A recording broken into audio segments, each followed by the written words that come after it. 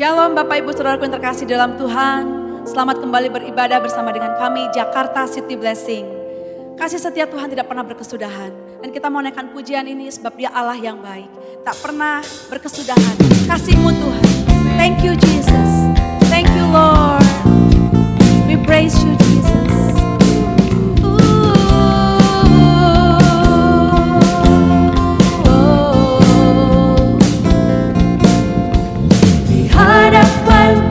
Kemegahan-Mu, ku datang menyembah-Mu, membawa hatiku, membawa hidupku. Ku teringat kasih setia-Mu di dalam setiap langkahku. Sungguh Engkau baik di dalam hidupku.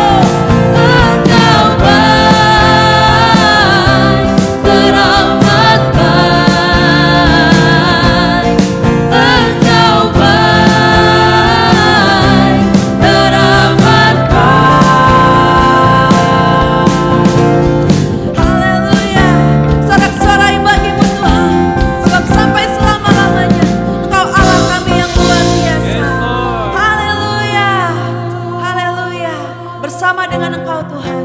Tidak ada yang mustahil. Amin. Segala sesuatu kita dapat lakukan bersama dengan Yesus kita. Haleluya. Through you I can do anything. I can do all things. 'Cause as you give me strength.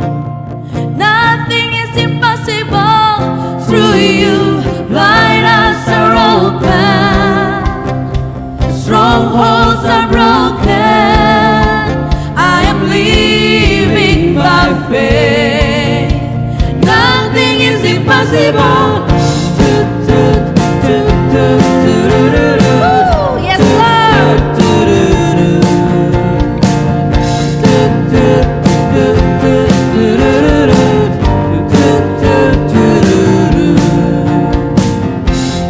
Not gonna live by what I see. I'm not gonna live by what I feel. Deep down I know that you're here with me. I know that you can do anything. Through you I can do anything. I can do all things.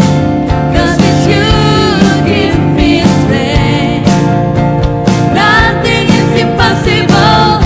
Through you blind eyes are open. Strongholds are broken. I am living by faith. Nothing is impossible. Nothing is impossible. Through you I can do anything. I can do all things. 'Cause it's you give me strength. Nothing is impossible. Through you blind eyes are open. Strongholds are broken. I am living by faith. Nothing is impossible.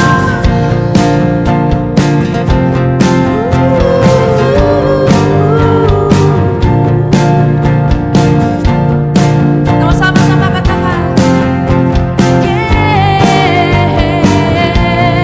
I believe, I believe, I believe. I believe, I believe in you. I believe, I believe. I believe, I believe in one more. I believe, I believe.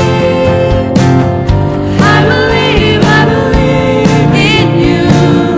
I believe, I believe. I believe, I believe in you. Through you I can do anything. I can do all things. 'Cause it's you give me strength. Nothing is impossible. Through you blind eyes are open. Strongholds are broken. I am living by faith. Nothing is impossible. I believe, I believe. I believe, I believe in you. I believe, I believe. I believe, I believe in you. One more. I believe, I believe. I believe, I believe in you. I believe, I believe. I believe, I believe in you. Yes, Lord. Kami mau terus percaya kepadamu, Tuhan. Walaupun kami tidak melihat, Tuhan, kami percaya dengan mata iman kami, Tuhan. Kami mau terus percaya kepadamu, Tuhan. Bukti nyata kasih-Mu telah Kau nyatakan bagi setiap kami. Dan kami mau sangat mengucap syukur, Tuhan, pada pagi hari ini, Tuhan. Buat kasih-Mu yang luar biasa, Tuhan. Thank you Lord Jesus. Kami mengucap syukur Tuhan. Kau menerima kami apa adanya Tuhan. Dan Kau telah menyelamatkan kami Tuhan. Kami mengagungkan Engkau, kami menyembah Engkau Tuhan. Sebab tidak ada yang seperti Engkau Yesus.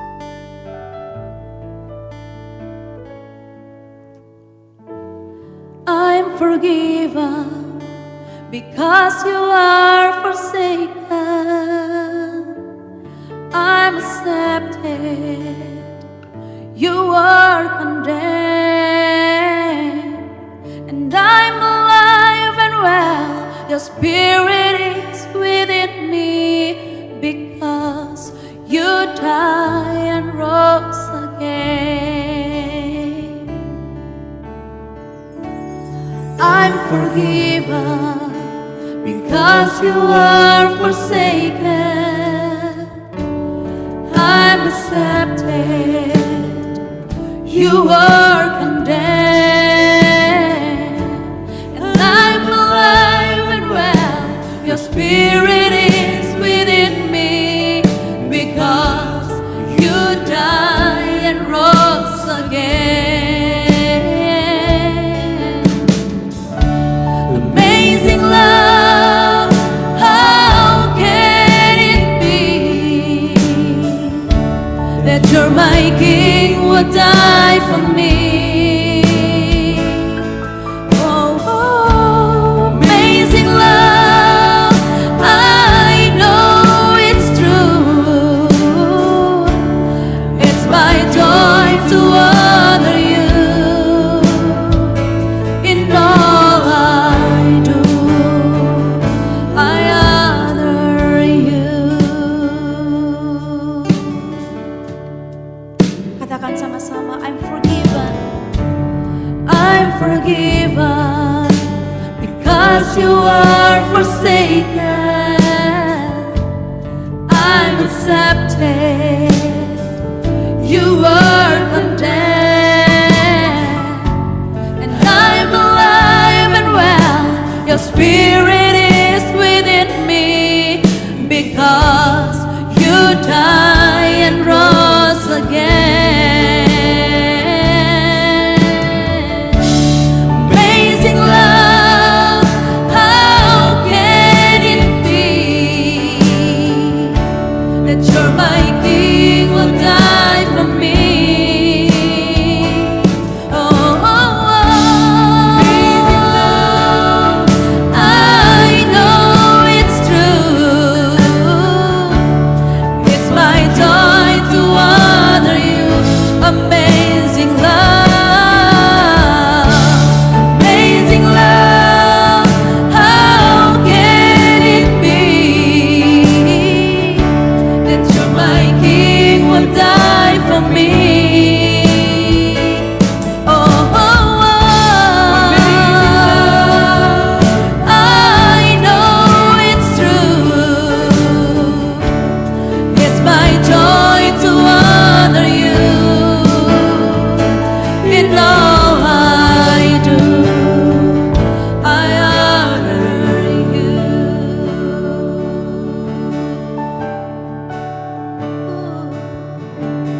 You are my King, Jesus. You are my King. You are my King, Jesus. You are my King. You are my King, Jesus. You are my King. You are my King, Jesus. You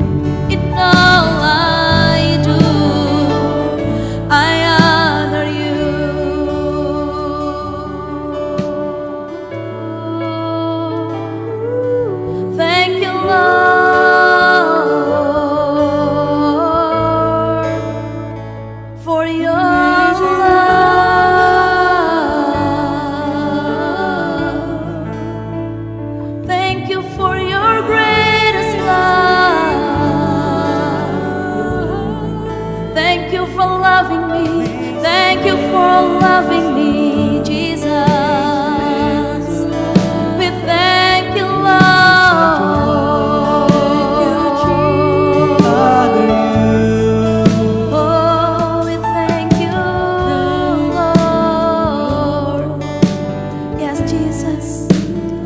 Kami sangat bersyukur Tuhan karena kami Tuhan, Engkau selamatkan. Engkau telah mengangkat kami Tuhan. Kami sangat-sangat bersyukur Tuhan. Kalau kami boleh menikmati kasih-Mu. Kasih-Mu yang luar biasa Tuhan hari lepas hari. Kami mau terus Tuhan menikmati kasih-Mu Tuhan. Thank you Jesus, thank you Lord. Kami siap mendengarkan firman-Mu Tuhan. Kami membuka hati kami. Kami rindu ditanami dengan firman-Mu Tuhan. Biarlah benih itu boleh tertanam dan boleh bertumbuh dan berbuah dalam kehidupan kami. Terima kasih Bapa, di dalam nama-Mu Tuhan. Kami berdoa dan kami mengucap syukur. Semua yang percaya katakan, amin. Jemaat yang dikasihi Tuhan, pemirsa pendengar yang setia dimanapun saudara berada, selamat hari yang indah yang Tuhan telah berikan kepada saudara dan saya. Shalom, damai sejahtera Tuhan menyertai kita semua. Hari ini kembali kita akan belajar firman Tuhan yang sangat amat luar biasa, sangat amat memberkati, sangat amat memberikan kebebasan dan memberikan sukacita. Saudara, dalam bulan Juli ini kita punya tema, subtopik yaitu tentang forgiveness, pengampunan. Kita belajar bagaimana kita bertumbuh advance di dalam tema tahun ini, advance, bergerak maju, bertumbuh di dalam forgiveness. Itu bulan Juli. Dan kita sudah mendengar, saya sudah bagikan, Pastor Yung Chen sudah bagikan definisi daripada forgiveness yang luar biasa. Di mana dosa kita itu tidak diingat-ingat lagi sama Tuhan. Tuhan mengambil keputusan untuk tidak ingat akan dosa saudara dan saya. Dan tentunya saudara dan saya juga sebaiknya tidak ingat. Di dalam Kristus Yesus selalu ada pengampunan dosa. Kenapa Tuhan melakukan demikian? Karena kalau kita ingat akan dosa dan pelanggaran kita, biasanya kita menjadi depresi, frustrasi, dan lain sebagainya. Maksudnya adalah supaya kita menjadi lebih baik. Itu sih benar. Tetapi kenyataannya bertolak belakang. Hasilnya bertolak belakang. Kalau kita ingat pelanggaran kita, kita bisa nyesel dan bukannya tambah baik. Karena penyesalan secara jasmania itu tidak menambah baik sesuatu. Hanya the goodness of God atau godly sorrow. Duka yang disebabkan oleh Tuhan saja. Atau lebih tepatnya saya sebut the goodness of the Lord. Melihat kebaikan Tuhan itu yang merubah hidup kita. Supaya kita tidak tinggal di dalam feeling guilty, perasaan bersalah dan condemnation. Dan itulah janji Tuhan hanya ada di dalam perjanjian baru.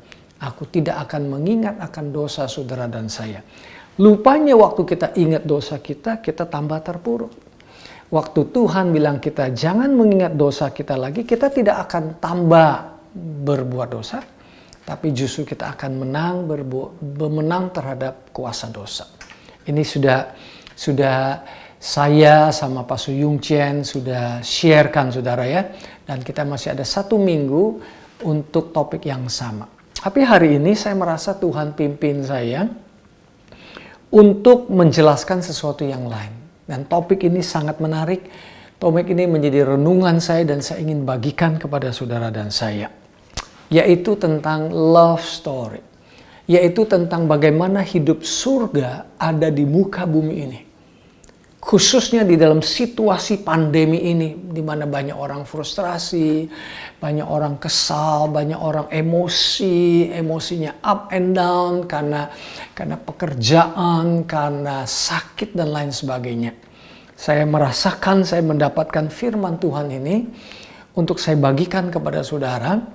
Oleh sebab itu saya dalam minggu ini saya break sebentar dari topik forgiveness. Saya akan cerita tentang kehidupan surga di atas muka bumi ini. Khususnya di tengah-tengah pandemi yang coba membuat saudara distracted.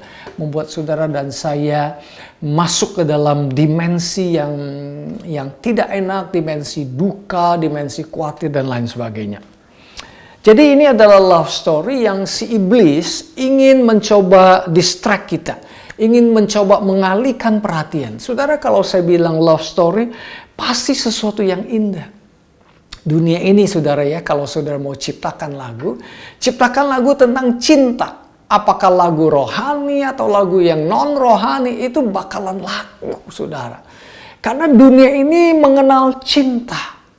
Terlepas daripada dunia mengenal Tuhan Yesus atau tidak, tetapi intisari daripada love, cinta itu selalu menarik perhatian saudara. Coba aja saudara perhatikan. Nah, saya percaya dan saya tahu bahwa iblis ini lewat COVID-19, lewat sakit penyakit ini ingin coba membuat sesuatu yang indah yang Tuhan ciptakan di muka bumi ini. Love story from heaven, kisah cinta yang indah, yang bagus dari surga, yang selalu happy ending, tapi iblis ingin distract kita. Iblis ingin mencoreng keindahan daripada kasih Tuhan dalam hidup saudara dan saya, khususnya di tengah-tengah pandemi ini.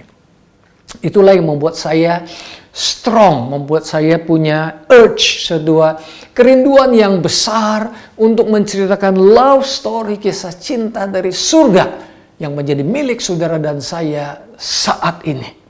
Dan saya ingin saudara tahu bahwa hidup di muka bumi ini adalah hidup semestinya, hidup surga di dalam bumi ini. Walaupun bumi kita, walaupun dunia kita sudah mengalami banyak degradasi karena dosa Adam dan Hawa, tetapi kasih Tuhan tidak pernah terdegradasi. Kasih Tuhan tidak berkurang, saudara. Itulah sebabnya saya ingin saudara mengalami the love story ini di atas muka bumi ini. Hidup kita yang singkat ini tidak diisi dengan hal-hal yang negatif. Tidak diisi dengan kekhawatiran. Tidak diisi dengan sesuatu yang menakutkan. Menurut saya, hidup ke surga itu adalah journey, sebuah perjalanan. Dan perjalanan ini tidak dimulai di surga nanti.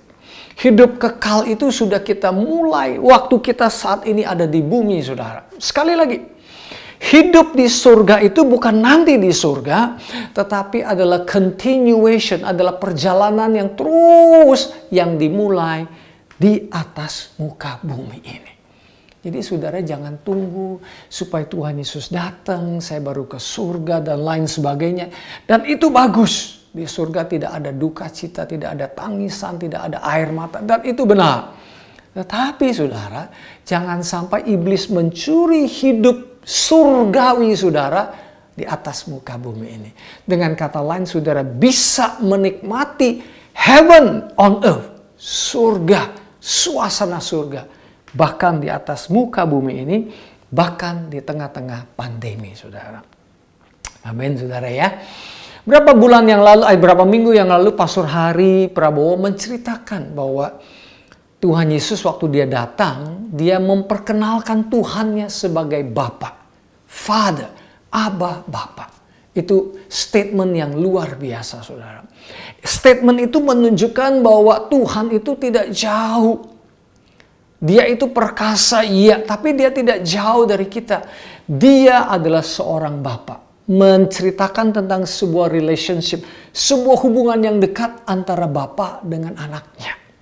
Kemudian Tuhan Yesus juga menceritakan bahwa gerejanya, yaitu saudara dan saya, adalah seorang pengantin wanita.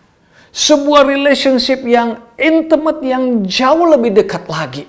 Di mana kita bersatu dengan dia dan tidak ada yang bisa memisahkan kita. Jadi saya ingin saudara hari ini menyadari bahwa hidup saudara di muka bumi ini adalah heaven on earth. Surga di atas muka bumi ini. Dan ada cerita love story yang indah. The beauty and the used to be beast. Maksudnya apa? Di film-film kan ada The Beauty and the Beast. Banyak sekali yang nonton. Artinya apa? The beauty yang cantik bersama dengan the beast yang jelek. Dan ini juga love story. Tuhan itu indah. Dia itulah sang beautiful, sang indah. Juru selamat kita yang mengasihi kita. Kita ini the beast dulu. Pada waktu kita belum mengenal Tuhan. Kita ini binatang, beast. Lebih jahat dari binatang mungkin ya setelah dosa Adam dan Hawa. Tetapi itu manusia lama kita. Sekarang kita bisa menikmati the beauty and, bukan the beast ya. The beauty and the beauty lah ya saudara ya. Amin. Dan ini saya akan cerita dari love story-nya Maria. bersama dengan Marta. Maria, saudara, punya sebuah kisah cinta. Dan kisah cinta Maria ini luar biasa. Dia jatuh cinta kepada seorang pribadi. Mary falls in love with a person. Oh, saudara bilang ini statement yang biasa, Pastor Kong. Memang biasa. Tapi setelah ini saudara akan sadar bahwa statement yang biasa ini adalah statement yang luar biasa. Karena Maria jatuh cinta kepada seorang pribadi dan namanya adalah Tuhan Yesus. Sedangkan saudara perempuannya Marta jatuh cinta kepada pekerjaannya dia. Jatuh cinta kepada pelayanan dia. Saudara, jangan salah mengerti saya. Saya tahu pelayanan itu penting, sangat penting. Saya tahu bekerja itu penting dan Tuhan bilang kita jangan malas. Bekerja itu adalah sebuah ibadah, saudara. Di dalam konsep bahasa Yunani itu ada sekuler dan ada sesuatu yang rohani. Tetapi dalam konsep Ibrani, segala yang kita lakukan itu rohani, termasuk bekerja. Tetapi masalahnya bukan Marta jatuh cinta kepada seorang pribadi, dia jatuh cinta kepada pekerjaannya. Nanti kita baca ayatnya. Maria ini tahu siapa dia. Dia diciptakan pertama-tama dia sadar betul bahwa dia adalah seorang penyembah, a worshipper. Baru kemudian dia bekerja, worker. Tapi kadang kita lupa. Marta lupa, dia berpikir dia diciptakan untuk bekerja buat Tuhan. Sekali lagi saudara, jangan salah mengerti saya. Saya senang bekerja untuk Tuhan dan kita perlu bekerja untuk Tuhan. Tuhan ciptakan kita adalah a workmanship, masterpiece-nya Tuhan untuk pekerjaan baik. Itu ditulis di Efesus. Tetapi prioritasnya adalah kita a worshipper first, seorang penyembah, seorang pemuji. Dan Marta prioritasnya berbeda dengan Maria. Note saudara, perhatikan. Tadi saya bilang Marta itu a worshipper. Jangan salah sangka. Dia juga bukan seorang yang malas, saudara. Dia pekerja yang baik. Dia membantu dia membantu saudaranya perempuan Marta di dalam menyiapkan makanan pada waktu ada acara di rumahnya, ada tamu-tamu yang datang termasuk Tuhan Yesus. Dia pekerja dengan sebaik-baiknya. Itu tipikal daripada Maria. Namun pada waktu Tuhan Yesus datang ke rumahnya dia, pada waktu Tuhan Yesus datang mampir di rumahnya dia, Maria segera sadar akan siapa dia. Dia bekerja, melakukan hal-hal yang diperlukan, melakukan pelayanan dan lain sebagainya untuk orang lain dan juga untuk Tuhan. Tetapi ketika Yesus datang ke rumahnya dia, apa yang terjadi? Dia segera sadar akan panggilan utama dia. The reason, alasan dia dilahirkan, yaitu number one, a worshipper, seorang penyembah. Number one, a lover, seorang yang diciptakan, di-created untuk mengasihi Tuhan. Karena Tuhan terlebih dahulu mengasihi kita. Tuhan menciptakan kita tidak dijadikan sebagai karyawan. Tuhan menjadikan kita anak. Bahkan seperti tadi saya katakan, Tuhan Yesus menjadikan kita itu sebagai pengantin perempuan. Berarti Tuhan mengasihi saudara dan saya.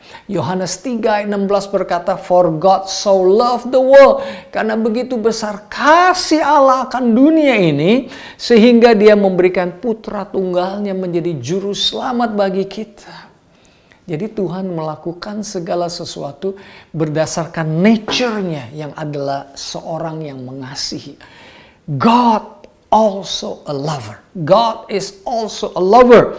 Selain dia sebagai seorang pencipta, a creator. Nah, Maria sadar bahwa dia diciptakan terutama untuk menjadi orang yang dicintai, dikasihi, dan respon dengan mencintai, mengasihi, dan menyembah Tuhan. Amin, saudara. Amin, saudara ya. Luar biasa ya. Istri saya, saudara, pada waktu tamu datang, dia mempersiapkan, dia rajin. Dia mempersiapkan apa yang dibutuhkan, menata rumah dengan baik, dan lain sebagainya. Pokoknya dia melakukan yang terbaik untuk tamu-tamunya. Tetapi pada waktu tamunya datang, Dia melepaskan pekerjaannya itu dan dia menyambut tamunya. Karena dia sadar, dia menyambut tamu, tamunya perlu perhatian daripada dia. Tamunya diundang untuk ngobrol, bukan hanya asik di dapur. Luar biasa ya saudara ya.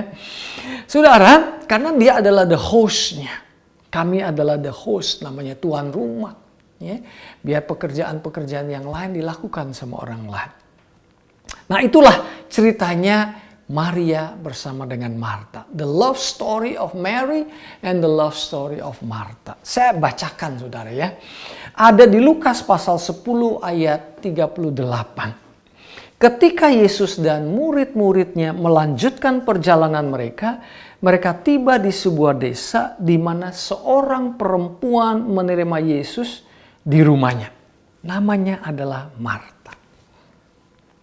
Dari ayat ini saudara bisa dilihat, Marta disebut terlebih dahulu. Martalah kemungkinan, bukan kemungkinan ya, Martalah tuan rumahnya, ibu rumahnya. Ya, dia disambut pertama oleh Marta. Dan di situ nggak disebut Maria. Baru kemudian disebut. Dan sebutnya juga hanya sebagai pengantar saja. Dan dia mempunyai saudara perempuan bernama Maria. Jadi Marta dulu yang disebut, kemudian embel-embelnya dia punya seorang saudara perempuan namanya Maria. Tetapi puji Tuhan, firman Tuhan ini tidak berhenti sampai di situ. Ayat yang berikutnya itu luar biasa. Maria duduk dengan penuh perhatian di depan sang guru. Maria duduk dengan penuh perhatian di depan sang guru. Pertama disebut Marta, kemudian ada kalimat menghubung yang tidak signifikan, tetapi ujungnya itu signifikan. Dikatakan Maria duduk dengan penuh perhatian di depan sang guru, menyerap setiap pewahyuan yang diucapkan Tuhan Yesus. Wow, saudara, apa sih yang dilakukan oleh Maria? Hobi Maria itu seperti apa? Kerinduan hatinya itu seperti apa sih? Ada 3 hal yang saya ingin sebutkan. Maria itu 3 L, saudara. L pertama, Maria listen to Jesus. Dia mendengar setiap perkataan Tuhan Yesus. Yang kedua, L kedua adalah dia linger, dia bertahan, dia diam, duduk bersama-sama dengan Tuhan. Dia ambil waktu bersama dengan Tuhan. L yang ketiga adalah love. Dia jatuh cinta kepada cinta Tuhan yang sangat amat menggoda dan indah dan luar biasa. Ini yang akan kita lihat.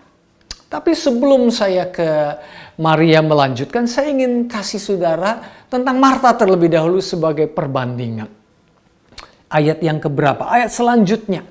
Tetapi Marta menjadi kewalahan menyelesaikan pekerjaan rumah tangga yang banyak untuk melayani tamu-tamunya. Saya ambil dari TPT Translation.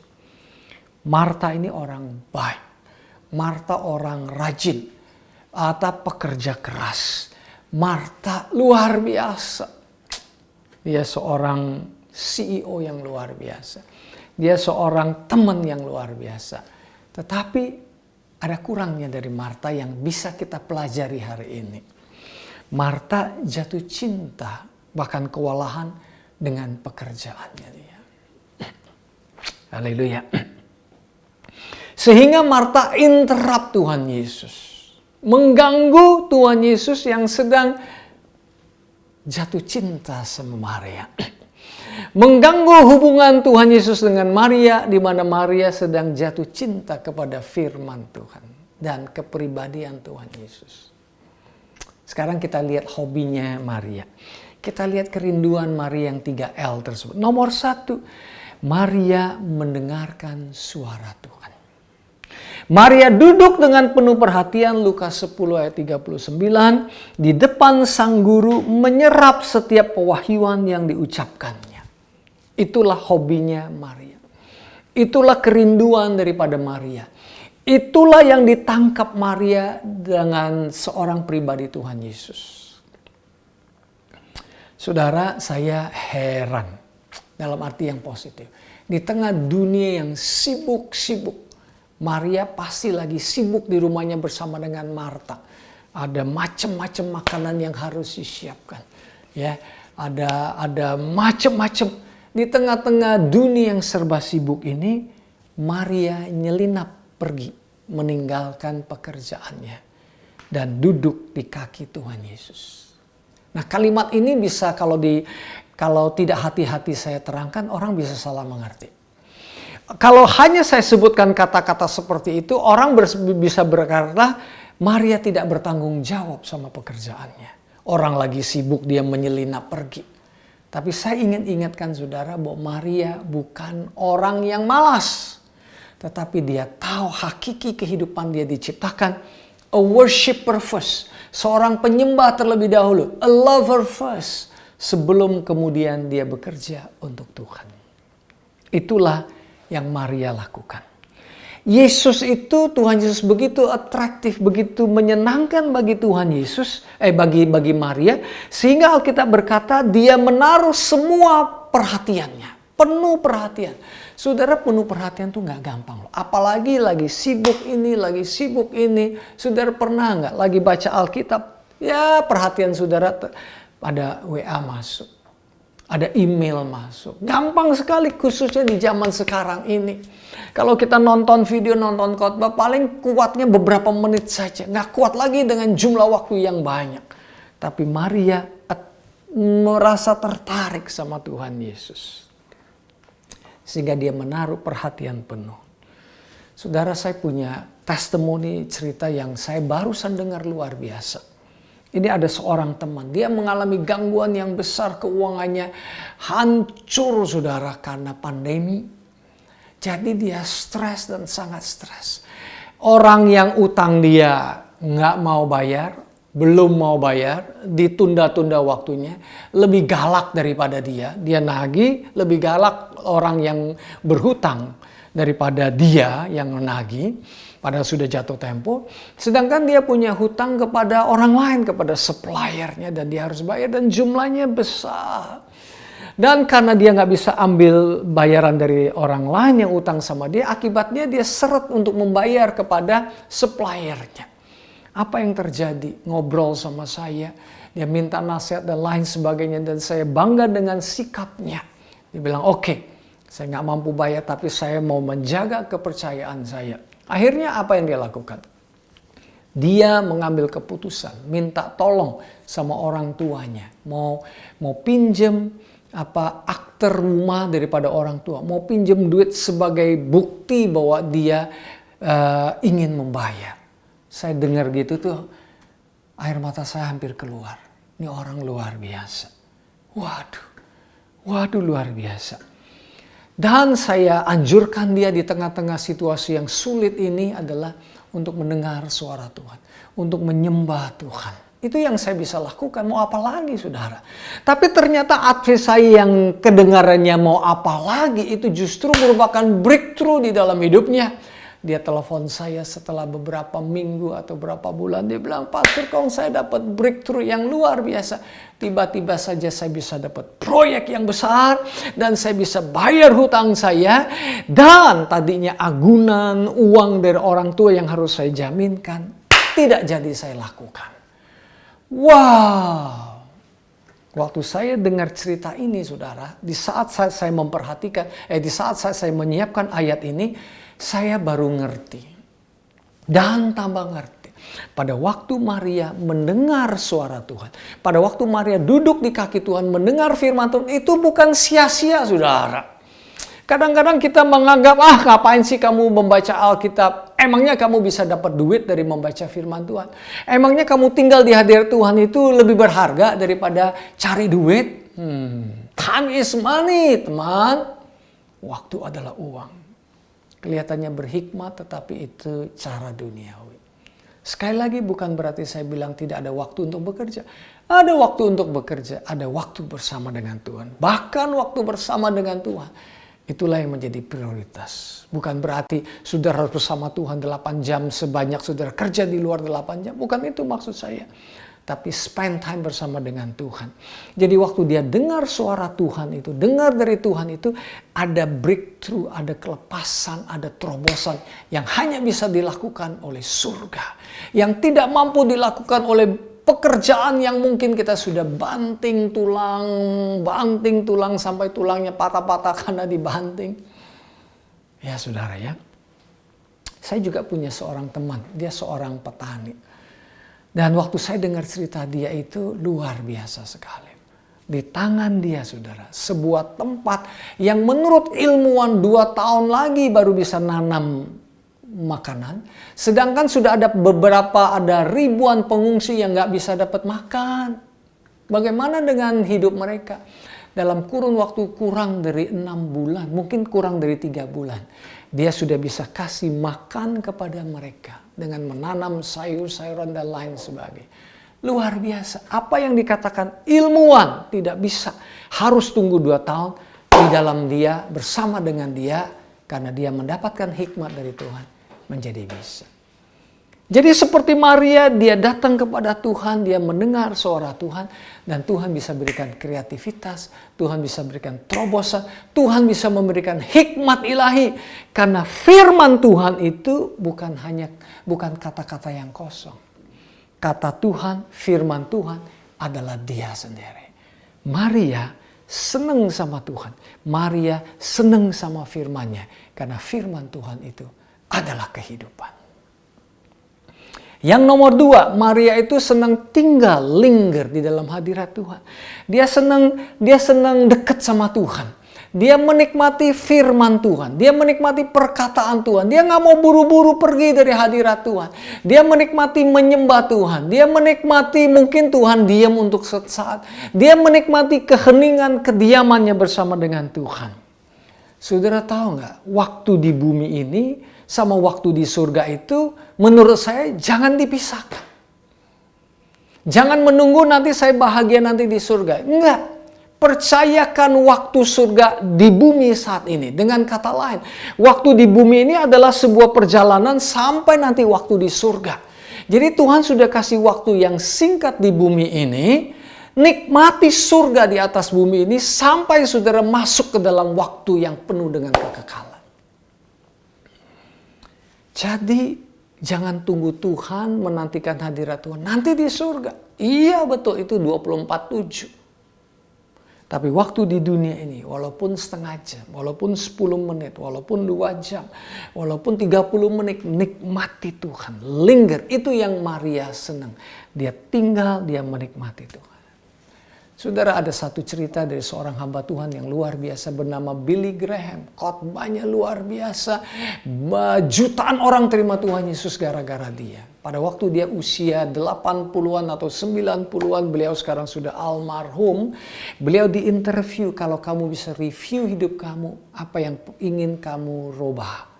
Dia bilang, saya akan mengurangi khotbah saya. Saya akan mengurangi ini dan itu. Saya akan lebih banyak ambil waktu membaca firman Tuhan, tinggal di dalam hadirat Tuhan. Wow. Bukan berarti khotbah salah. Bukan berarti melayani salah. Jangan salah sangka saudara. Tapi Billy Graham tahu bahwa hidup di dunia ini nanti juga habis. Khotbah hebat juga nanti tidak diingat lagi. Sejarah yang kita buat tidak sebanding dengan kita diciptakan sebagai seorang penyembah. Emangnya Tuhan gak bisa pakai orang lain, hanya bisa saudara yang bisa dipakai. Emangnya Tuhan tidak bisa pakai orang yang sederhana, hanya saudara dan saya yang bisa dipakai. Betapa sombongnya kita. Jadi Maria senang berada di hadirat Tuhan. Dan yang ketiga, yang terakhir, love. Maria jatuh cinta kepada Tuhan. Cinta Tuhan itu begitu dahsyatnya, begitu menggodanya, begitu luar biasanya sehingga dia ingin tinggal bersama Tuhan. Dia mungkin mengeluarkan diri dari pekerjaan yang mungkin untungnya banyak sekali. Mungkin ya saudara ya. Karena apa? Menurut dia jatuh cinta sama Tuhan itu jauh lebih penting di atas segala-galanya. Kalau ngomong jatuh cinta saya rasa saya nggak perlu jelasin lah. Orang yang jatuh cinta itu tuh wah ada lagu malah. Jatuh cinta berjuta rasanya. Nggak tahu rasanya itu bisa berjuta-juta ya. You are the love of my heart. You are the joy of my soul. You are the strength of my life. You are my Jesus. Itulah orang-orang yang jatuh cinta. Tetapi Marta kewalahan. Dia jatuh cinta kepada pekerjaan. Dan apa yang terjadi? Dia potong loh pembicaraan Tuhan Yesus bersama dengan Maria. Dia potong pembicaraan. Padahal Tuhan Yesus lagi ngobrol sama Maria. Maria lagi dengerin Tuhan Yesus. Kok berani-beraninya si Marta potong ya? Sayang ya saudara ya. Dan Tuhan Yesus menjawab. Tuhan Yesus menjawab Marta. Marta, Marta yang kucintai. Ingat, Tuhan cinta sama Marta. Tuhan tidak pernah benci Marta. Mengapa engkau marah dan bersusah hati? Karena jatuh cinta kepada pekerjaan. Teralihkan jauh oleh semua gangguan-gangguan ini. Padahal bekerja baik loh, kok disebut gangguan sih. Sebegitu pentingkah semuanya ini?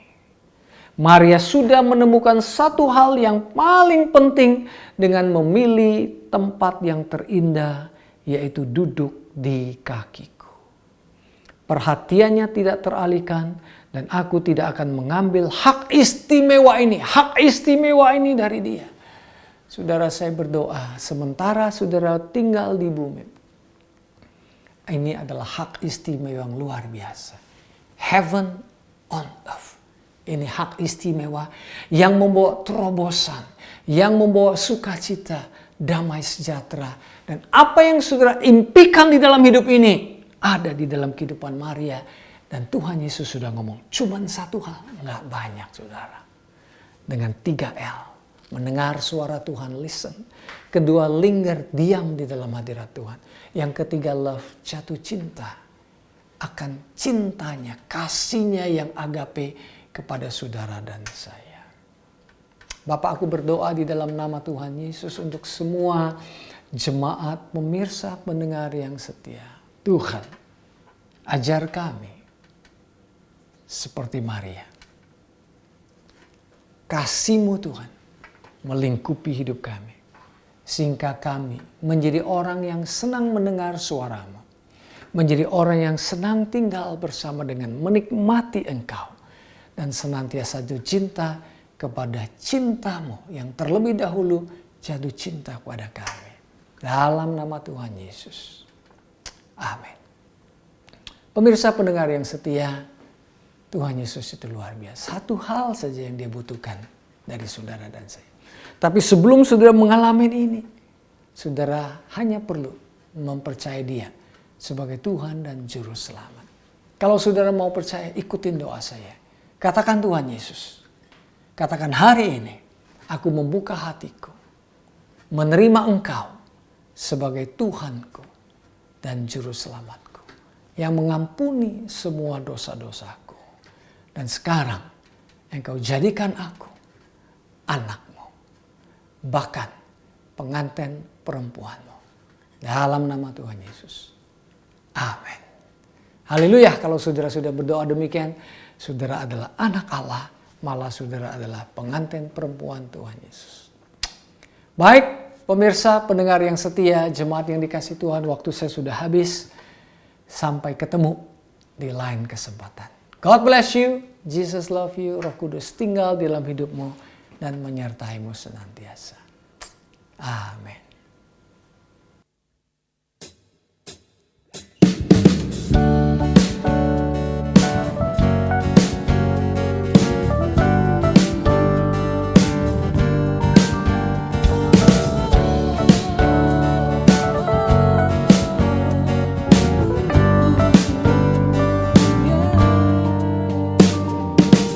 Bagaikan air siram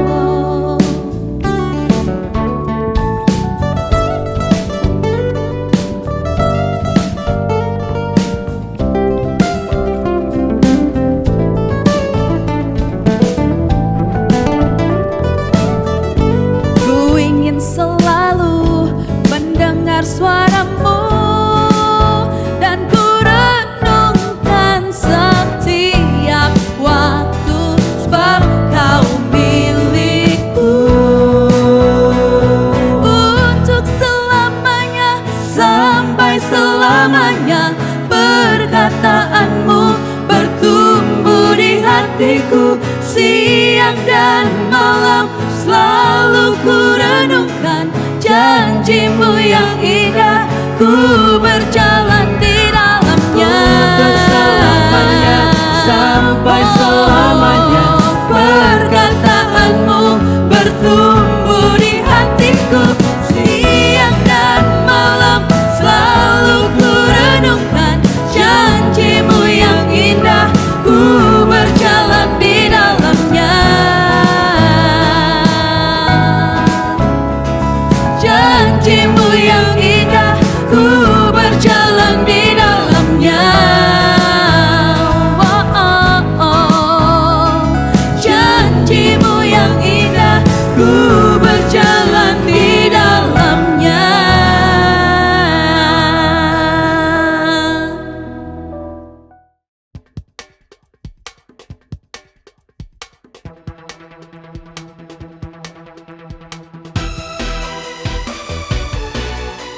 Terima kasih kepada Bapak Ibu yang telah menyaksikan streaming Jakarta City Blessing. Saya percaya Bapak Ibu pasti diberkati oleh firman Tuhan yang disampaikan. Dan jangan lupa terus nantikan streaming kita di minggu-minggu berikutnya. Bagi Bapak Ibu yang ingin memerlukan bantuan doa, dapat menghubungi kami di nomor berikut. Bapak Ibu yang Tuhan Yesus kasihi, sekali lagi saya percaya bahwa Bapak Ibu telah diberkati oleh firman Tuhan yang memulihkan. Tuhan Yesus memang pribadi yang suka memberi. Hatinya suka memberi dan memberkati kita semua.